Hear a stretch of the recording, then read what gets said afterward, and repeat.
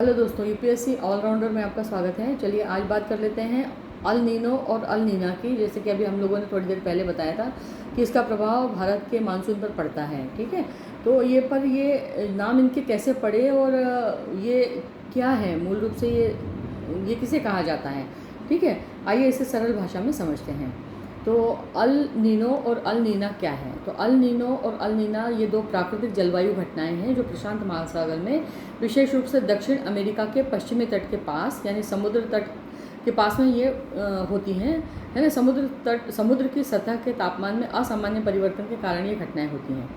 ये घटनाएं El Nino southern oscillation नामक एक प्रणाली का हिस्सा हैं जो पूरी पृथ्वी के मौसम और जलवायु को प्रभावित करती हैं। अल नीनो क्या है, तो इसका अर्थ है एक नन्हा लड़का या बालक, ईसा मसीह बालक। मतलब स्पेनिश भाषा में अल नीना का अर्थ होता है ईसा मसीह या एक नन्हा लड़का। यह नाम पेरू और इक्वाडोर के मछुआरों ने रखा था क्योंकि यह घटना अक्सर क्रिसमस के आसपास होती थी, इसीलिए इसे ईसा मसीह का बच्चा कहा गया। ठीक है, यह घटना क्या होती है, प्रशांत महासागर के पूर्वी भाग में यानी दक्षिण अमेरिका की तरफ का जो पानी है वो असामान्य रूप से गर्म हो जाता है और इससे बारिश का जो पैटर्न है वो बदल जाता है और भारत में उसकी वजह से सूखा पड़ता है ना। और बात कर लेते हैं अल नीना की।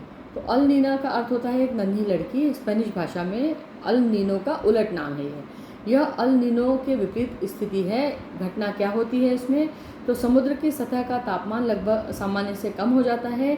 इससे भारत में वर्षा, कहीं कहीं बाढ़ की स्थिति भी बन सकती है। मतलब भारत में अधिक वर्षा होती है इसमें अल नीना में, और कहीं कहीं बाढ़ की स्थिति बन जाती है।